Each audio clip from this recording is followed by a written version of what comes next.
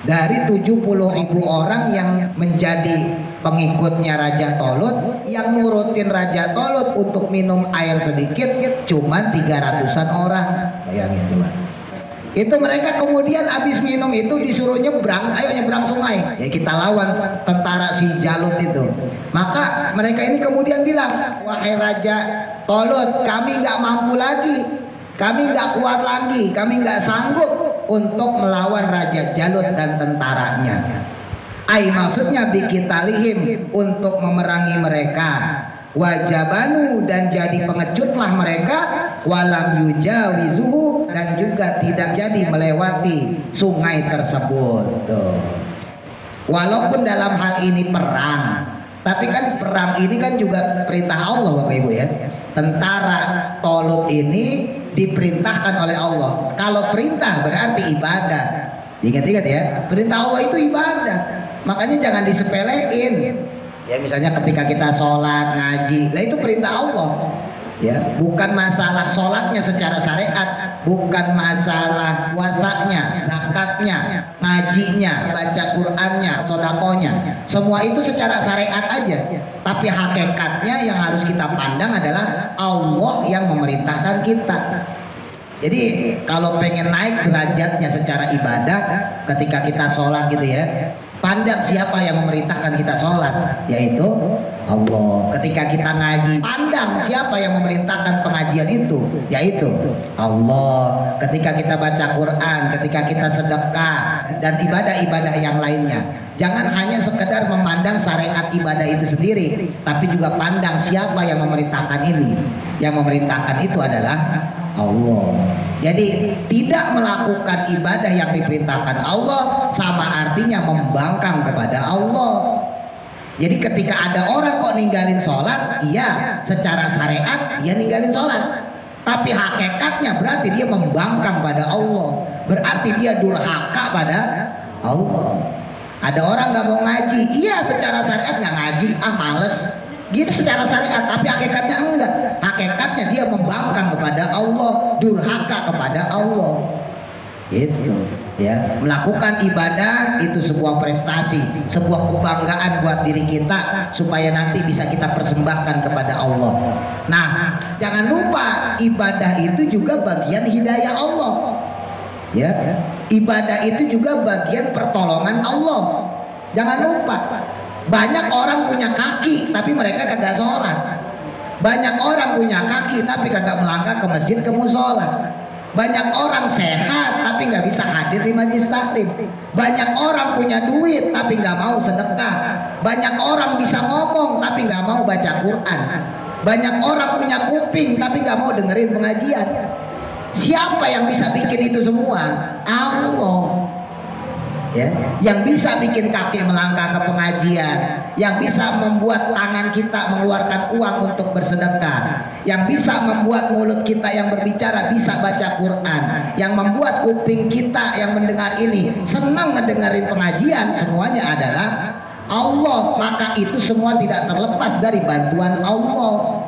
Makanya jangan lupa minta juga sama Allah. Allahumma Rabbana afriq alaina sabron wasabbit aqdamana wansurna alal qaumil kafir. Minta kesabaran sama Allah, minta kekuatan kepada Allah untuk bisa tetap istiqomah beribadah.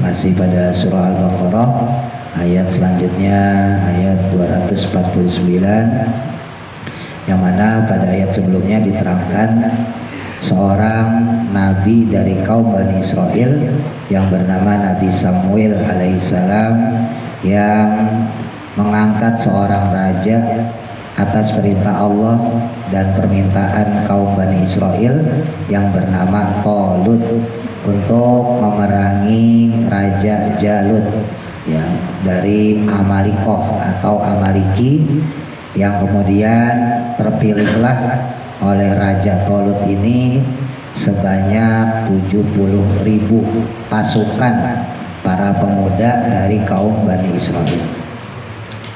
Bismillahirrahmanirrahim. Qala musannifu rahimahullahu ta'ala wa nafa'ana bihi wa bi barakati ulumihi fi dharaini amin. Qala Allah ta'ala fil Qur'anil azim, a'udzu billahi minasy syaithanir rajim. Falamma fasala Talutu bil junudi qala innallaha mubtaliikum bin nahar. Al-ayah wallahu a'lam bimuradi.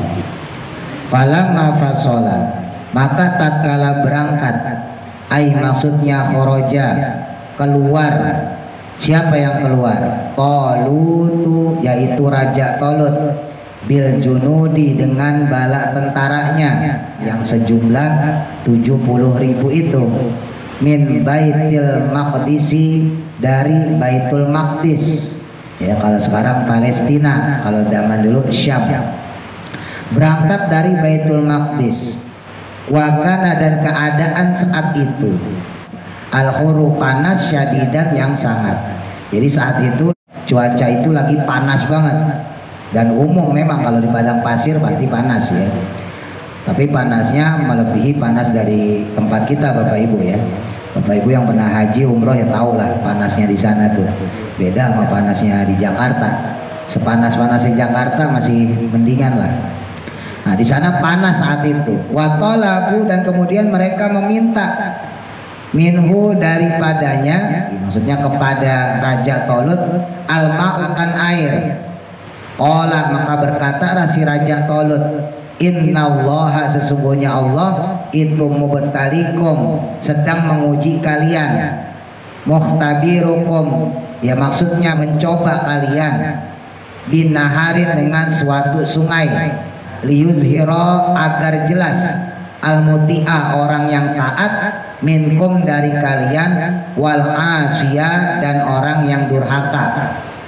Jadi kata Raja Talut, kalau kalian aus nanti di depan ada sungai itu ya, tapi nanti akan diuji sama Allah dengan sungai tersebut, siapa yang taat pada Allah, siapa yang bermaksiat.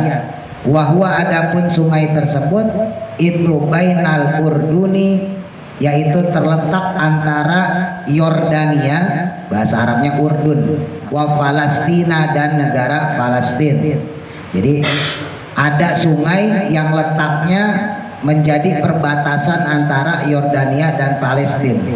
Faman, maka siapa orang syariba, yang minum, minhu, darinya, ai maksudnya min ma'ihi, dari air sungai tersebut, falaisa minni, maka bukanlah dia itu termasuk dari golonganku.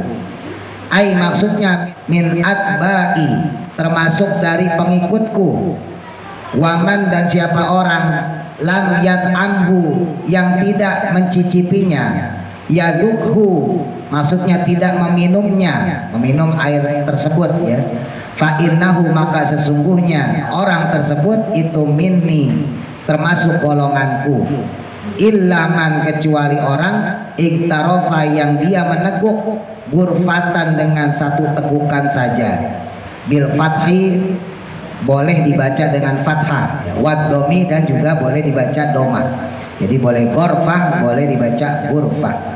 Mengambil hanya setegukan saja dari sungai tersebut, biyadihi, dengan tangannya, faktafa, lalu mencukupkannya, maksudnya cukup ngambil dengan tangannya, biha, dengan tegukan air tersebut.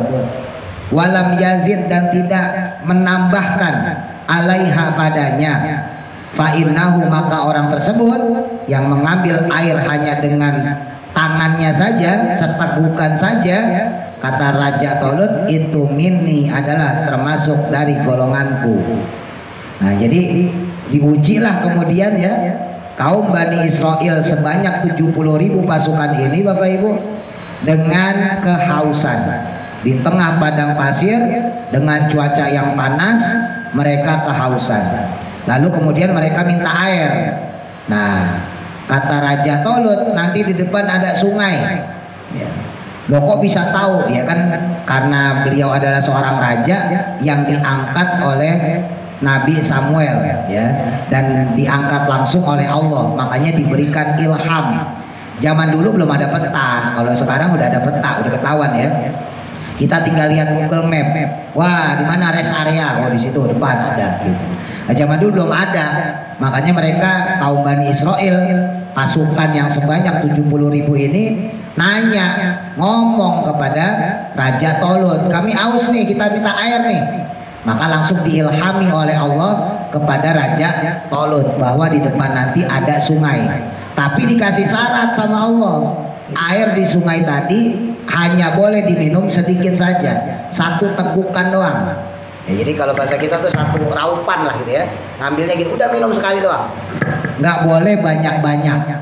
Nah, bisa Bapak Ibu bayangin tuh ya, ketika orang lagi kehausan, biasanya kan pengennya seseger-segernya, ya, sehilang-hilangnya aus. Ya sama lah kalau kayak kita puasa, Bapak Ibu, kalau kita puasa tuh azan maghrib ya, pasti yang kita incer kan ya air putih gitu. Bahkan yang doyan ngopi aja ntar aja kopinya, yang doyan ngeteh ntar dulu mungkin ya, air putih dulu kita incer ya, saking kita ausnya. Lah ini di tengah padang pasir, tapi diberi syarat sama Raja Tolut, nggak boleh banyak-banyak minumnya, cukup setegukan saja. Kalau ada yang minum lebih dari setegukan, maka kata Raja Tolut, dia bukan pengikut saya, mereka bukan bagian dari kita, udah kita tinggalin aja. Berarti mereka bermaksiat, kata Raja Tolut, karena ini perintah Allah.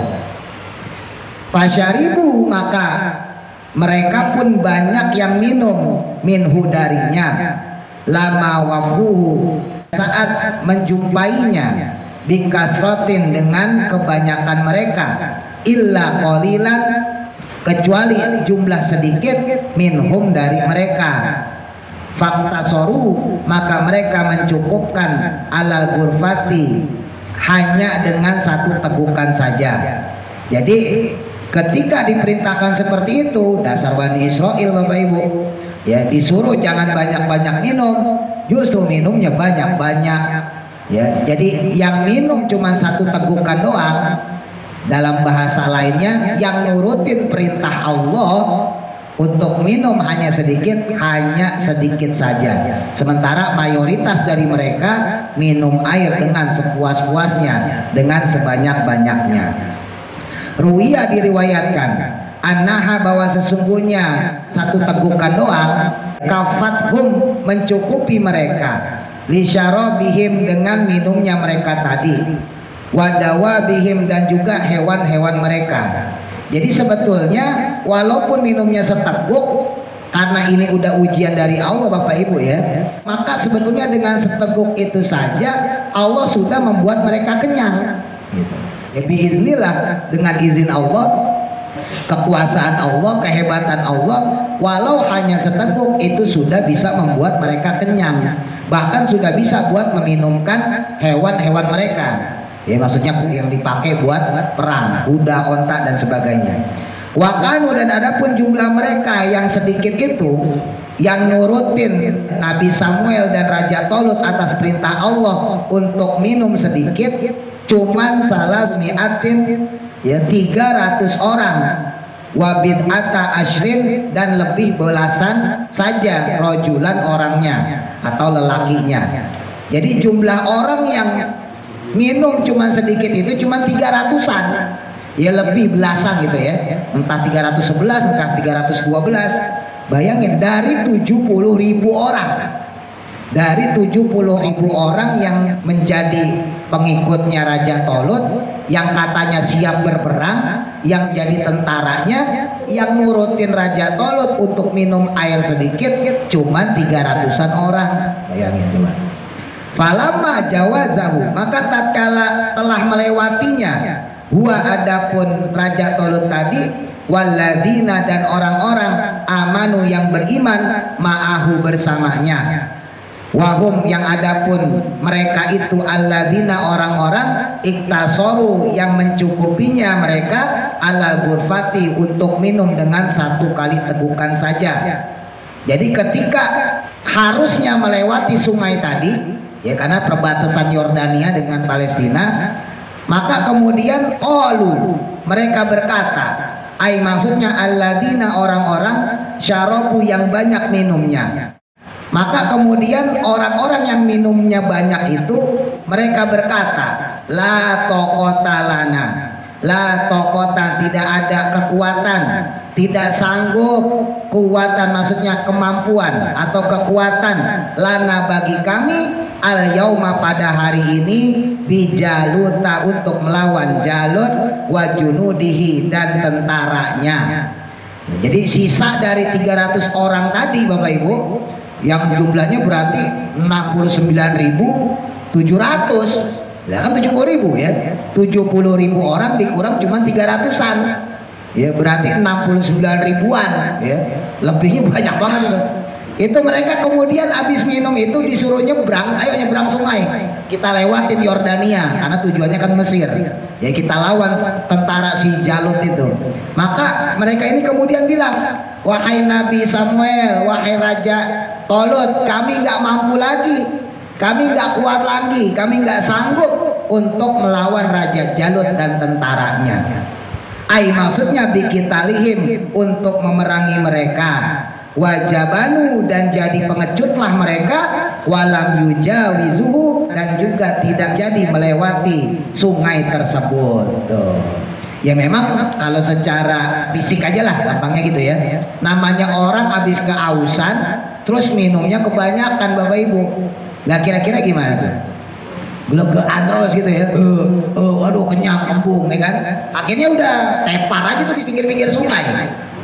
Ya ibaratnya kayak tadi aja, kayak kita puasa, Bapak Ibu puasa misalnya kan, nah terus kemudian buka puasanya semuanya dimakan ya, air putih diminum, air teh diminum, yang ngopi ya, bakwan dicobain, tempe juga dijajalin, kurang lontong, masih kurang juga nyendok nasi. Coba bayangin.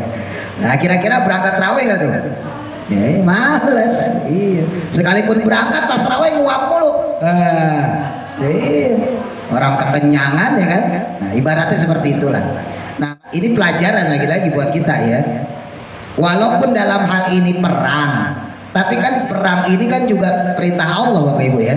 Tentara Tolut ini diperintahkan oleh Allah. Kalau perintah berarti ibadah. Ingat-ingat ya, kalau perintah berarti ibadah. Perintah Allah itu ibadah. Makanya jangan disepelein. Ya misalnya ketika kita sholat, ngaji, lah itu perintah Allah. Ya, bukan masalah sholatnya secara syariat, bukan masalah puasanya, bukan masalah zakatnya, bukan masalah ngajinya, bukan masalah baca Qur'annya, bukan masalah sodakohnya. Semua itu secara syariat aja. Tapi hakikatnya yang harus kita pandang adalah Allah yang memerintahkan kita. Makanya kalau ulama-ulama sufi Bapak Ibu, orang-orang ahli torekoh itu jangankan yang haram, yang makruh aja gak dilakuin. Yang makruh gak dilakuin. Kenapa? Karena mereka menganggap ini dibenci sama Allah, ini gak disukain sama Allah, walaupun gak diharamkan. Ya, waktu kita belajar fikih misalnya kemarin kayak makan sesuatu yang berbau menyengat ya, menjelang sholat misalnya jengkol, pete, bawang, mendekati sholat ya, maghrib misalnya gitu ya, jam 6, nah setengah 6 kita makan jengkol, makan pete, makan bawang, pokoknya yang berbau menyengat. Itu aja dihindari. Walaupun secara status syariat sebetulnya makruh aja gitu. Cuman buat orang-orang yang sufi, buat orang-orang yang ahli tasawuf, buat orang-orang yang kolbunya benar-benar ngerentek kepada Allah, ya hal-hal yang seperti itu sangat-sangat dihindari. Kenapa? Karena yang dipandang bukan hukumnya. Yang dipandang bukan hukumnya Bapak Ibu, tapi yang dipandang adalah siapa yang memberikan hukum itu. Yang memberikan hukum itu adalah Allah. Jadi kalau pengen naik derajatnya secara ibadah, ketika kita sholat gitu ya, Pandang siapa yang memerintahkan kita sholat, yaitu Allah. Ketika kita ngaji, pandang siapa yang memerintahkan pengajian itu, yaitu Allah. Ketika kita baca Quran, ketika kita sedekah dan ibadah-ibadah yang lainnya, jangan hanya sekedar memandang syariat ibadah itu sendiri, tapi juga pandang siapa yang memerintahkan ini. Yang memerintahkan itu adalah Allah. Jadi tidak melakukan ibadah yang diperintahkan Allah sama artinya membangkang kepada Allah. Jadi ketika ada orang kok ninggalin sholat, iya secara syariat dia ninggalin sholat, tapi hakikatnya berarti dia membangkang pada Allah, berarti dia durhaka pada Allah. Ada orang nggak mau ngaji, iya secara syariat nggak ngaji, males gitu secara syariat, tapi hakikatnya enggak. Hakikatnya dia membangkang kepada Allah, durhaka kepada Allah. Gitu. Jadi jangan dilihat secara syariat aja gitu ya. Pandang juga ibadah itu secara hakikat. Nah, makanya di sini disebutin diuji sama Allah dengan rasa haus. Diuji lagi minumnya, bolehnya cuma sedikit.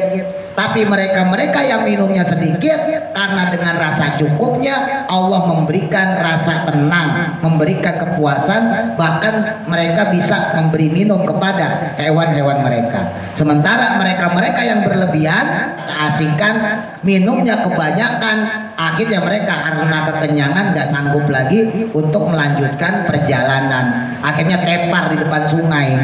Diangkat keberaniannya sama Allah, dibikin pengecut sama Allah.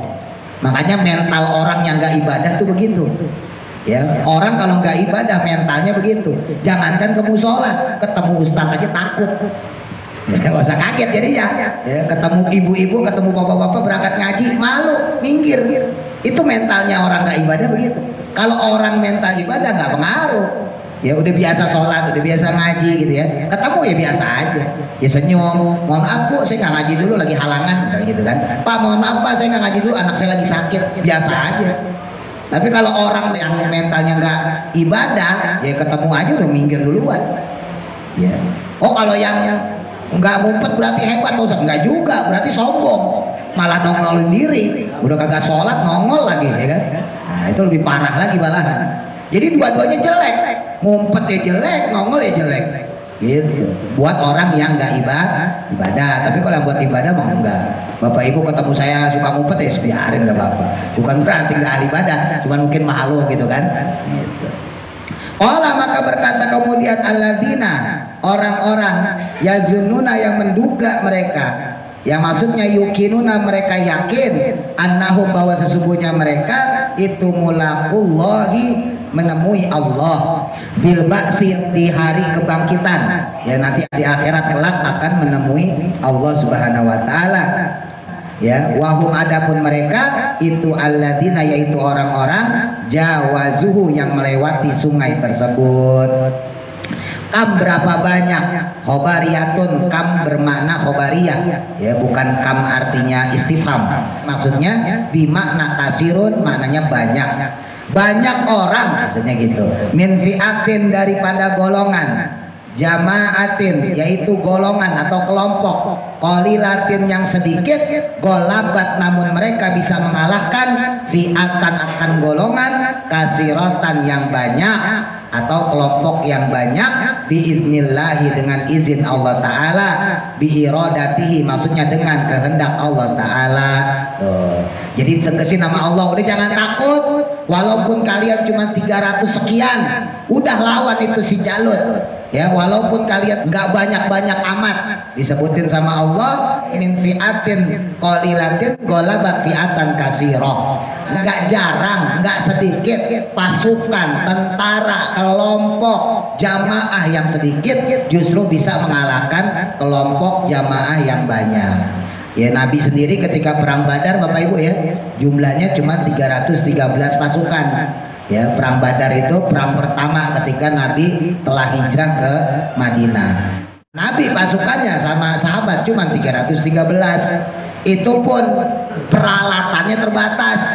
Kudanya konon katanya cuma 14, pedangnya cuma 7, tamengnya cuma 4. Bayangin 313 orang punya kudanya dikit, ya, punya pedang sama tameng senjatanya itu juga cuma sedikit.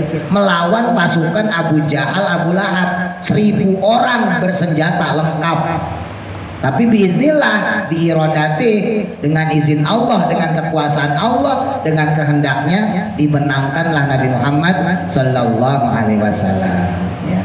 Wallahu adapun Allah itu ma'as sabirin, bersama orang-orang yang sabar. Akhirnya berangkat itu ya 300 orang sekian menuju ke Mesir, ke Bani Amalikoh untuk melawan Jalut atau Goliat. Bil auni dengan bantuan, wan nasri maksudnya dengan pertolongannya Allah. Walamma barozu maka saat mereka itu menampakkan, ya, tampil mereka li Jaluta kepada Raja Jalut wa junudihi dan juga bala tentaranya, ai maksudnya zoharu mereka menampakkan diri li kitalihim untuk memerangi mereka, wa tasofu dan berbaris mereka, qalu maka kemudian mereka berkata, maksudnya berdoa, Rabbana afrigh alaina sabra wa tsabbit aqdamana wansurna 'alal qaumil kafirin. Qalu mereka berkata alias berdoa, Rabbana ya Allah ya Tuhan kami, afrigh tuangkanlah, ya, asbib maksudnya limpahkanlah, alaina kepada kami, sobron akan kesabaran, wasabbit dan teguhkanlah, aqdamana pendirian kami, bitakwiyati qulubina dengan memperkokoh atau menguatkan hati kami, ala jihadi untuk berjihad, untuk berperang, wansurna dan juga tolonglah kami ya Allah, alal qaumil kafirin atas kaum-kaum yang kafir. Tuh. Mereka kemudian berdoa minta pertolongan Allah. Nah ini lagi-lagi nih, walaupun ini secara khusus Bapak Ibu adalah perang, tapi berhubung perang ini perintah Allah kepada kaum Bani Israel, maka secara nggak langsung ini ibadah. Diingat-ingat ya, semua perintah Allah berarti ibadah. Nah dalam ibadah itu, ini kita diajarkan lagi, jangan lupa berdoa. Ya seperti kaum Bani Israel ketika menghadapi peperangan, mereka berdoa, Allahumma Rabbana afrigh alaina sabron wasabbit aqdamana wansurna 'alal qaumil kafir. Mereka doa tuh Bapak Ibu. Ya, ini sekali lagi secara khusus perang, secara umum ibadah. Semua ibadah yang kita lakukan jangan lupa doa, minta kesabaran sama Allah, minta kekuatan kepada Allah untuk bisa tetap istiqomah beribadah. Karena melakukan suatu ibadah itu sebuah prestasi, sebuah kebanggaan, ya. Tentunya insya Allah mendapat ridho dari Allah, ya. Melakukan ibadah itu sebuah prestasi, sebuah kebanggaan buat diri kita supaya nanti bisa kita persembahkan kepada Allah. Nah jangan lupa ibadah itu juga bagian hidayah Allah, ya. Ibadah itu juga bagian pertolongan Allah. Jangan lupa, banyak orang punya kaki tapi mereka kagak sholat. Banyak orang punya kaki tapi kagak melangkah ke masjid, ke musola. Banyak orang sehat tapi nggak bisa hadir di majlis taklim. Banyak orang punya duit tapi nggak mau sedekah.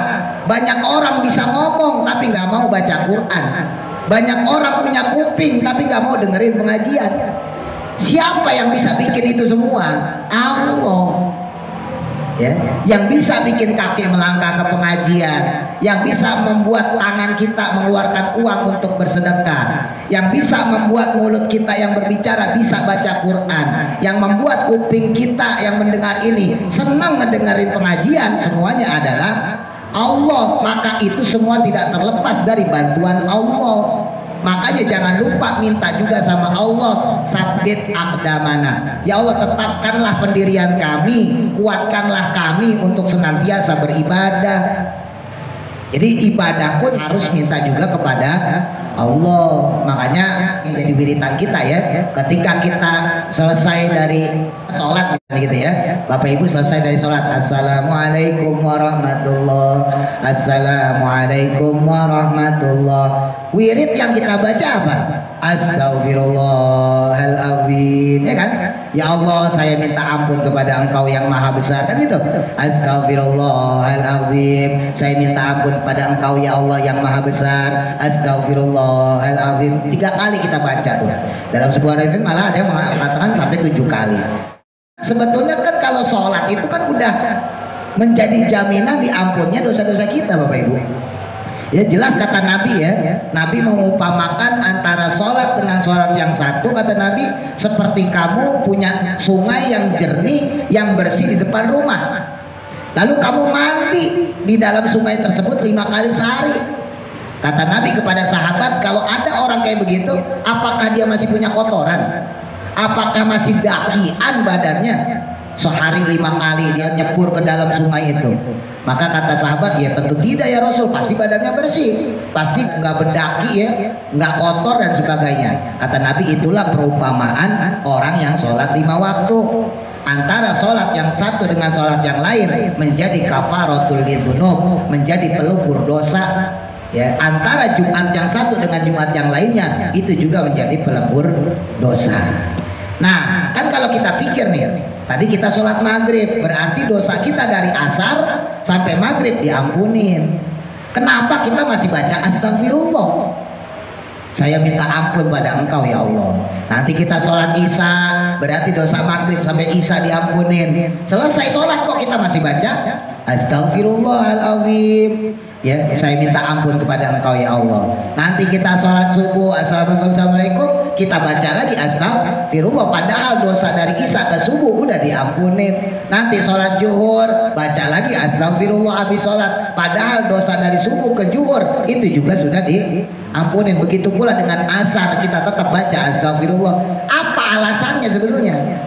Karena bisa jadi ketika di dalam sholat kita hanya fokus secara syariat, kita lupa minta kepada Allah untuk menguatkan hati kita, kalbu kita untuk istiqomah dalam ibadah. Ya tentunya secara syariat ketika kita sholat gugur kewajiban kita, Bapak Ibu, gugur kewajiban kita. Cuman pertanyaannya, ada nggak rasa syukur di dalam sholat kita? Ya, ketika kita baca Fatihah, ketika kita baca surat ya, ketika kita ruku baca subhana rabbiyal azimi wa bihamdi, ketika kita baca sami Allahu liman hamidah rabbana lakal hamdu, ada nggak rasa syukur di situ? Ya Allah, terima kasih saya terpilih dari hamba-hambamu yang mau menunaikan sholat. Pernah nggak terbesit seperti itu? Atau kita fokus sama syariatnya aja? Nah, khawatirnya kita yang awam itu hanya fokus secara syariat. Nggak masalah memang, secara syariat sah sholat kita. Yang penting rukunnya dijalankan, sunnah-sunnahnya yang abad dijalankan, yang hayat dijalankan. Wah, cakep sempurna. Nah, ulama kemudian menyempurnakan kembali sholat kita dengan lafaz istighfar. Tujuannya apa? Barangkali kita lupa dalam sholat kita bersyukur, minta kepada Allah untuk tetap istiqomah dalam ibadah. Karena yang mahal itu bukan cuma ibadahnya sekali lagi, tapi kemampuan, kekuatan kita untuk beribadah itu juga mahal, Bapak Ibu.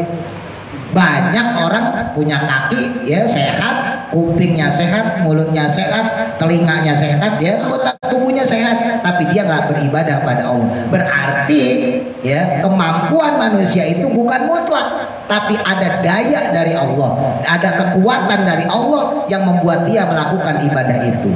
Nah, bersyukurlah kita di antara ribuan, jutaan, bahkan mungkin miliaran orang, kita terpilih oleh Allah untuk melakukan ibadah. Makanya doa di situ, gitu ya. Nah, balik lagi ke cerita ini, orang-orang Bani Israil ini kemudian minta ya doa pada Allah, ya Allah tolonglah kami, ya. Walaupun udah dijamin ditolong sama Allah.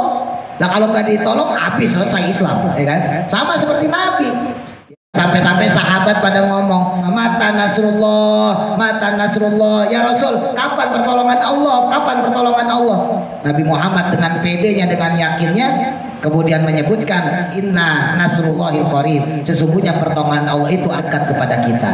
Karena Nabi Muhammad yakin ya bahwa Allah akan menolong. Tapi bukan berarti dengan keyakinan tersebut terus kita berpasrah diri, tidak berdoa kepada Allah, gitu ya. Maka Bani Israil kemudian juga tetap meminta kepada Allah. Fahazamuhum, maka kemudian Raja Tolut ya dan bala tentaranya pun berhasil mengalahkan mereka. kasaruhum, yaitu menghancurkan mereka biiznillahi, dengan izinnya Allah Ta'ala, biirodati maksudnya dengan kehendaknya Allah Ta'ala, wa qatala dan membunuh ya Daud, yaitu Nabi Daud. Nabi Daud masih kecil ya. Wakana, dan adanya Nabi Daud itu fi askari Toluta, berada pada pihak bala tentaranya Tolut. Membunuh siapa Nabi Daud kecil? Jaluta, kepada Jalut atau Goliat. Wa atahu, lalu kemudian memberinya, maksudnya Dauda kepada Nabi Daud, Allah Ta'ala, Allah kemudian memberi kepada Nabi Daud al-mulka, kerajaan. Tuh. Jadi Nabi Daud kecil, waktu itu masih kecil ya, masih remaja, ikut perang bersama Raja Tolut. Dan uniknya Raja Tolut ini memperbolehkan Nabi Daud untuk ikut perang. Padahal ketika ditanya apa senjata kamu, yang lain senjatanya Bapak Ibu besi. Zaman dulu belum ada pedang-pedangan. Ya, pedang itu baru ada setelah Nabi Daud. Jadi ya kalau bahasa kita besi lempengan aja gitu. Nah, apakah kemudian kata Nabi Daud, saya punya senjata ketapel. Ya, kamu sanggup bener ikut perang dengan modal ketapel? Saya siap. Maka kemudian Nabi Daud pun berangkat dengan tentaranya Raja Tolut. Nah, uniknya Nabi Daud yang masih kecil itu berhasil mengalahkan Raja Jalut atau Raja Goliat hanya dengan ketapelnya. Dalam sebuah riwayat 3 kali ketapelan. Ya, satu matanya, ya kemudian mata yang kiri, lalu kemudian ke jantung. Pakai ketapel Bapak Ibu. Raja Jalut atau alias Goliat ini raksasa, gede badannya. Jadi nggak umumnya orang. Jadi kalau kita umumnya tingginya 1,5 meter ya, sampai 2 meteran, ini 3 kali lipatnya. Tingginya bisa 3 meter, 4 meter. Kalau zaman sekarang ya. Kalau zaman dulu itu konon tingginya 80 meter. Padahal Nabi Samuel, terus juga Raja Tolut dan sebagainya, itu tingginya cuma 30-40 meter. Jadi disebutnya raksasa nih si Jalut ini. Kalah sama anak kecil yang bernama Nabi Daud hanya dengan ketapel. Bayangin coba. Ini kan sama aja seperti Allah yang menjatuhkan kesombongan. Mungkin kalau dia terbunuhnya di tangan Raja Tolut masih mending ya.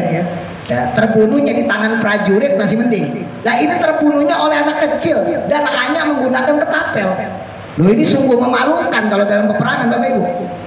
Dan itu adatnya Allah, kebiasaan Allah untuk menumbangkan orang-orang besar. Contoh misalnya Raja Fir'aun. Ya, Fir'aun itu kalahnya apa?